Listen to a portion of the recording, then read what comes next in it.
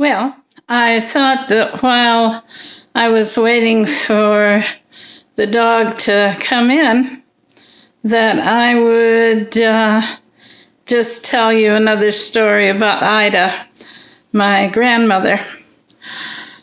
When she was about 5 or 6, the man who owned the hotel where her mother worked was in a kind mood, which didn't happen very often, I guess.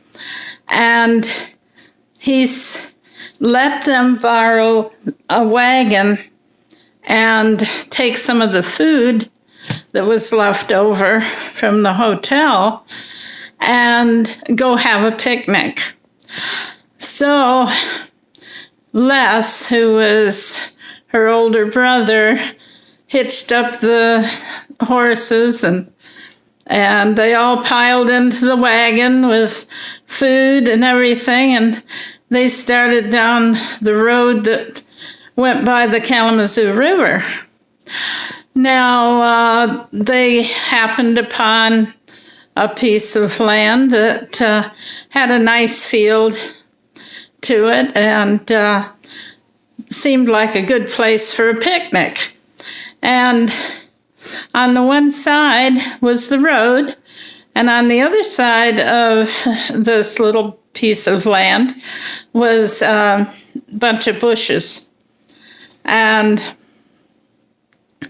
so Ida scrambled out of the wagon and she started to run around like little kids will do. And she's headed for these bushes. Well, their mother saw what she was doing and she said, "Ida, stop." And immediately Ida stopped. And then when her mother took her by the hand and said, "Let me show you where you were headed." So they went over to the bushes and they parted the bushes a little bit.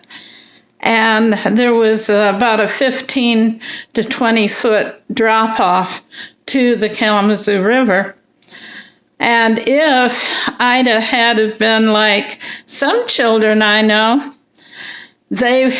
she would have been dead.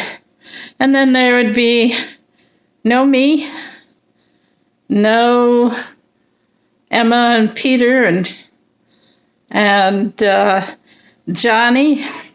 There would be none of us because she would have died because she didn't obey her mother. So it's important when your mother says to stop or not to do something, she has a good reason.